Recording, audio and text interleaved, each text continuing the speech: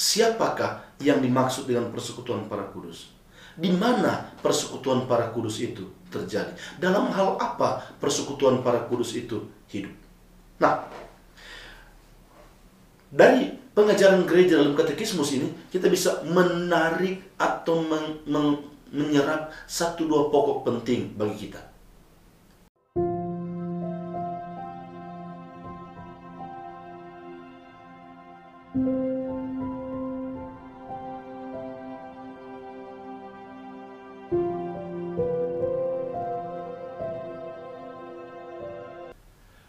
Halo, selamat berjumpa rekan-rekan sahabat Komsos yang terkasih di mana saja Anda berada. Kita tampil lagi bersama-sama dengan Komsos Keuskupan Manokwari Sorong bersama saya Pastor Septo Trifon Polii dalam program Katekese. Hari-hari ini kita sedang ada dalam suatu suasana khusus. Gereja sedang ada dalam suatu suasana khusus dalam rangka hari raya semua orang beriman dan pengenangan akan arwah-arwah orang-orang yang telah meninggal. Hal ini menimbulkan banyak pertanyaan kepada kita. Mungkin orang lain yang bertanya, tapi barangkali yang lebih penting adalah kita sendiri bertanya tentang persekutuan para kudus yang seperti apa yang dimaksudkan oleh gereja. Nah, saudara-saudari, rekan-rekan yang terkasih, setiap kali kita dalam perayaan Ekaristi, kita akan mengungkapkan kredo. Setiap kali kita mendoakan doa rosario, kita akan mengungkapkan kredo. Aku percaya. Dan salah satu bagian dari kredo, aku percaya itu adalah percaya akan persekutuan orang-orang kudus. Kita mengungkapkannya. Aku percayakan gereja Katolik yang kudus, persekutuan para kudus, dan seterusnya. Nah, persekutuan para kudus seperti apa yang dimaksudkan atau yang dihayati oleh gereja? Dalam Katekismus nomor 946 sampai dengan 962 diungkapkan di situ tentang isi keyakinan dan kepercayaan gereja tentang persekutuan para kudus itu. Siapakah yang dimaksud dengan persekutuan para kudus? Di mana persekutuan para kudus itu terjadi? Dalam hal apa persekutuan para kudus itu hidup? Nah, dari pengajaran gereja dalam katekismus ini, kita bisa menarik atau menyerap satu dua pokok penting bagi kita. Kita tahu bersama, salah satu sifat atau ciri khas gereja, itulah yang ditampilkan oleh gereja perdana dalam Kisah Para Rasul bab 2. Apa itu? Yaitu harta milik mereka dibagi-bagikan menjadi milik bersama. Harta milik mereka dipakai untuk kepentingan bersama. Gereja merupakan tubuh mistik. Lengkapnya Paulus mengajarkan gereja merupakan tubuh mistik Kristus. Dan Kristuslah yang menjadi kepala. Ini adalah satu tubuh. Nah, Kristus yang menjadi kepala, Kristus yang menjadi utama.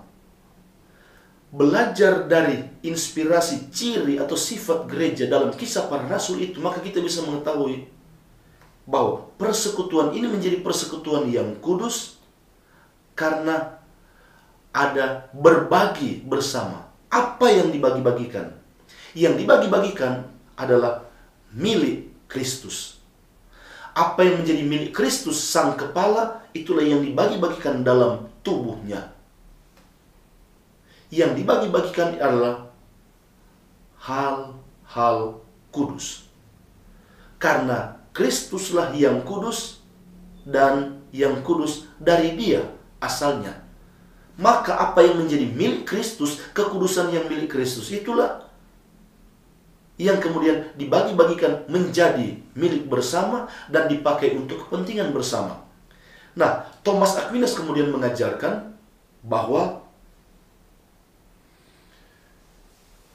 berbagi bersama ini, berbagi tentang kekudusan Kristus ini dimungkinkan oleh karena sakramen gereja. Nah, rekan-rekan yang terkasih, Tentang persekutuan para kudus, ada dua hal yang harus dipahami dengan baik. Yang pertama, persekutuan dalam hal-hal kudus, persekutuan dalam hal-hal rohani. Dan yang kedua adalah persekutuan orang-orang kudus. Mari kita simak satu persatu. Persekutuan dalam hal-hal rohani seringkali juga disebut sebagai communicatio in sacris. Jadi persekutuan dalam hal-hal rohani disebut sebagai persekutuan orang kudus karena berbagi hal-hal rohani, hal-hal yang kudus. Yang pertama, persekutuan dalam hal iman. Gereja sebagai persekutuan orang-orang kudus berbagi dalam hal iman. Iman apa? Iman rasuli. Kita percaya akan iman yang dipercaya oleh para rasul. Iman rasuli ini, iman para rasul inilah yang membuat semua orang tertuju kepada Kristus. Jadi bukan iman pribadi kita masing-masing, tetapi dalam iman para rasul. Yang kedua, persekutuan dalam sakramen-sakramen. Sakramen-sakramen memungkinkan atau membuat orang, umat beriman bersatu dengan Kristus, bahkan bersatu dengan sangat erat. Coba perhatikan, misalnya, khususnya dalam sakramen baptis. Dalam sakramen baptis, orang dipersatukan dengan Kristus. Dalam sakramen ekaristi, orang dipersatukan dengan Kristus. Dalam sakramen penguatan, orang dipersatukan dengan Kristus berkat kehadiran Roh Kudus.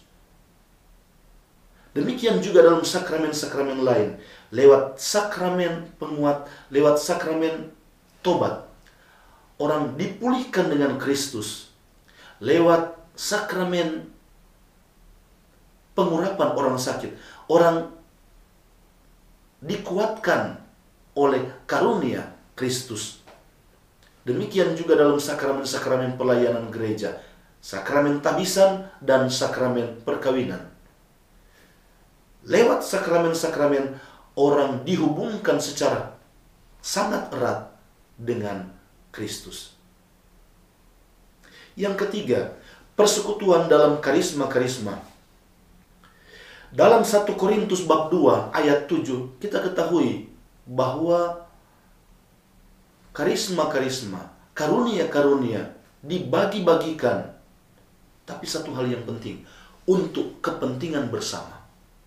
Karisma-karisma diterima secara cuma-cuma, gratia, gratis, data dari Allah, dan dipakai untuk kepentingan gereja, dipakai untuk kepentingan bersama.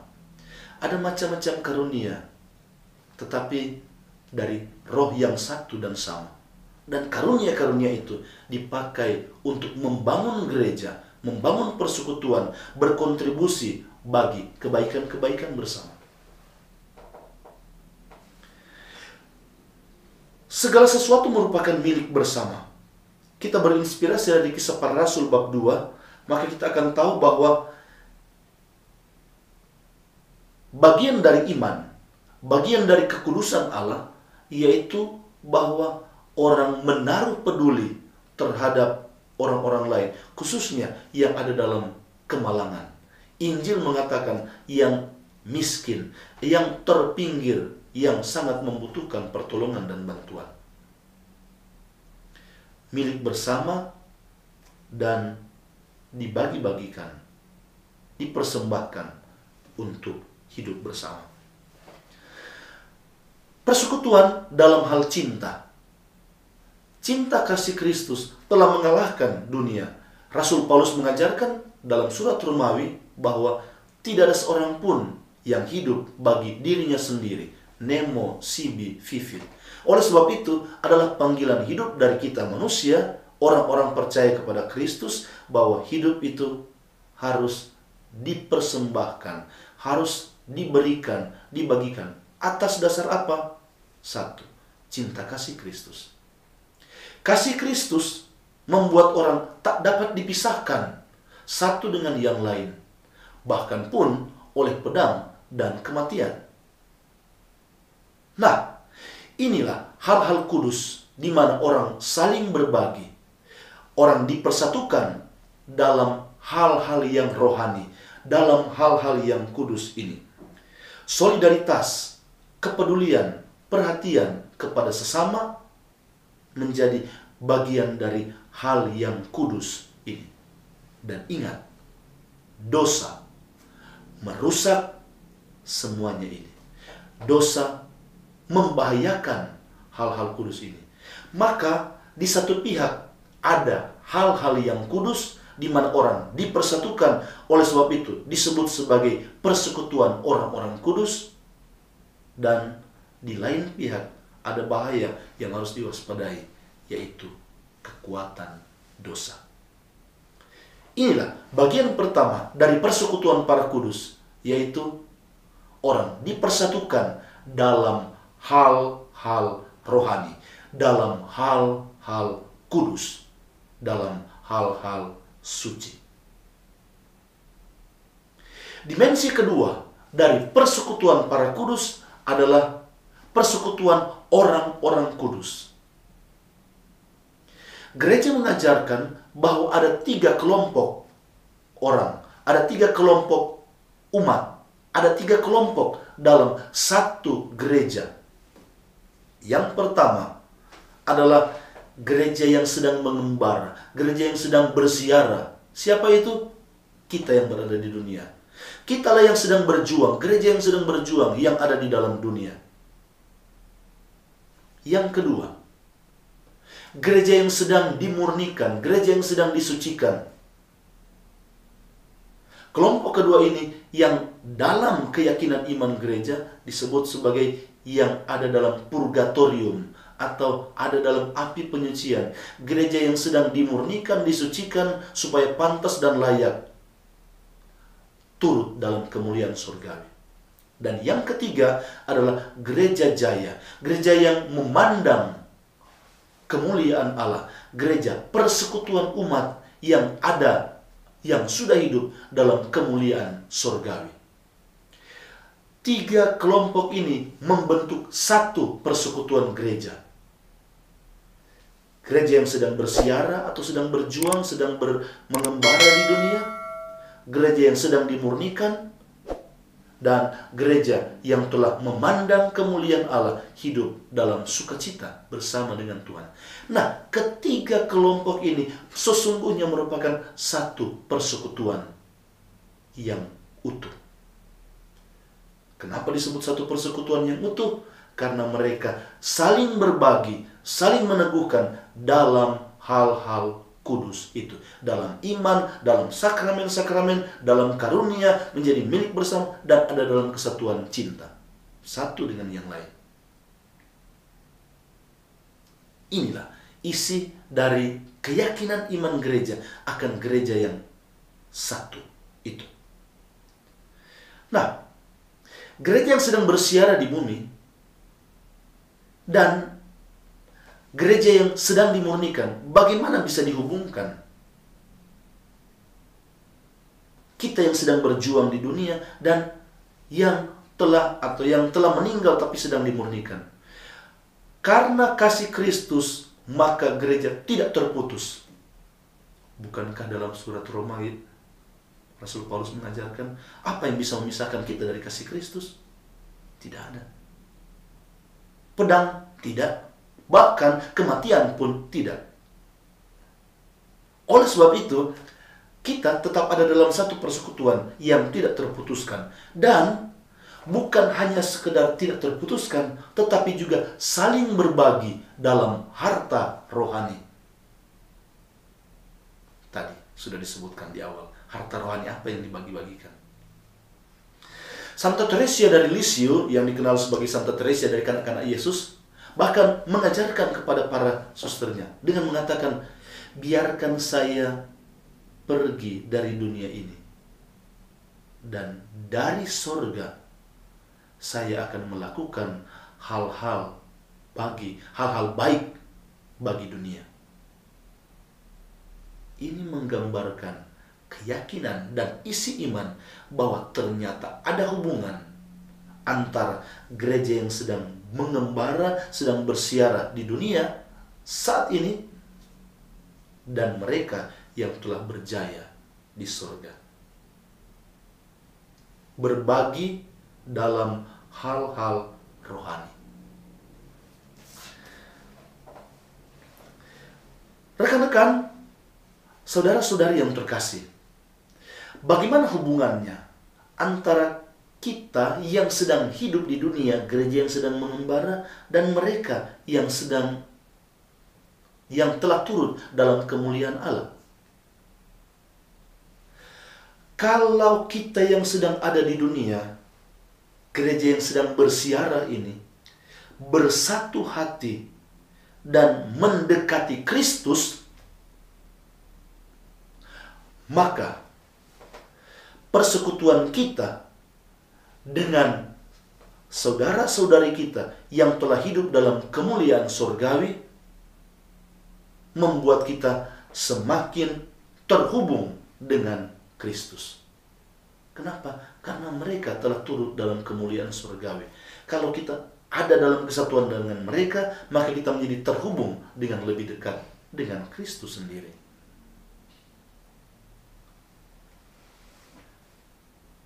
Kita tahu bahwa dalam kitab 2 Makabe digambarkan di situ bahwa Makabe, Yudas, orang Makabe, pemimpin pasukan orang Makabe yang berperang melawan penjajah, menemukan bahwa teman-temannya mati, dan ternyata di dalam tubuh mereka, di balik baju mereka, mereka mengikat jimat-jimat dari bangsa kafir.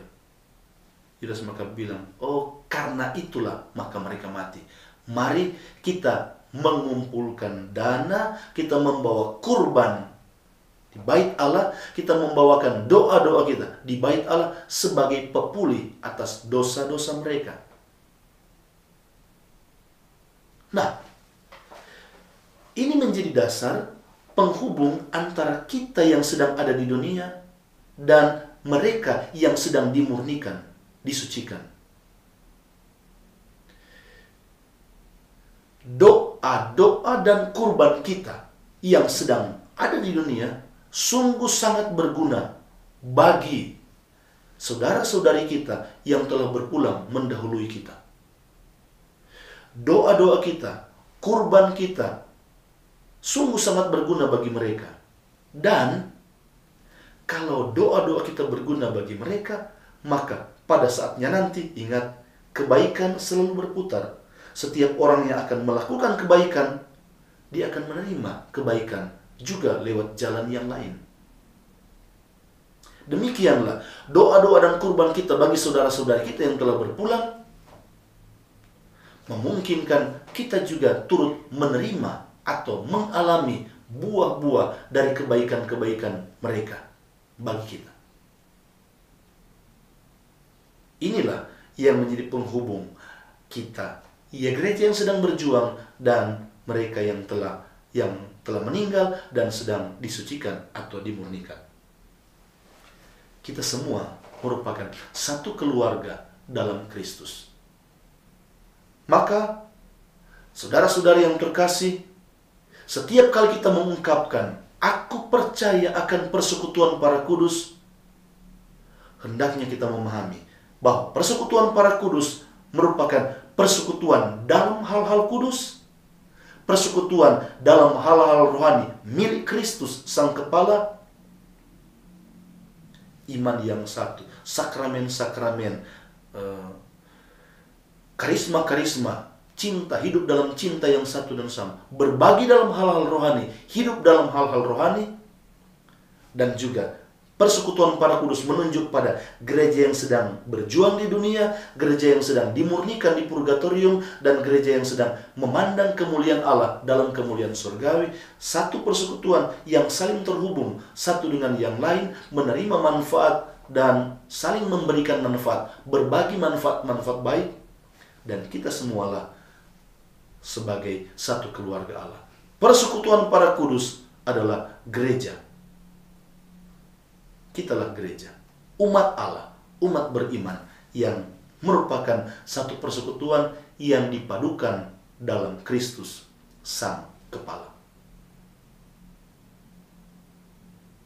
Semoga ini membantu kita mencerahkan penghayatan iman kita dan semakin memurnikan kita dalam mendoakan dan bersyukur bersama dalam doa-doa kita.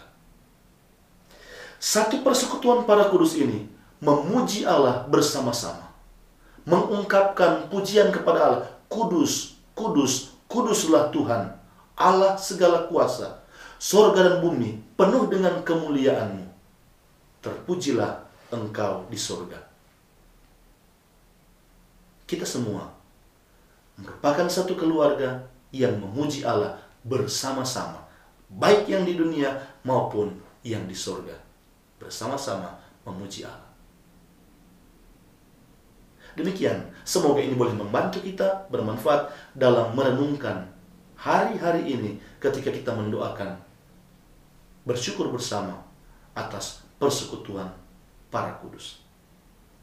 Tuhan memberkati kita sekalian.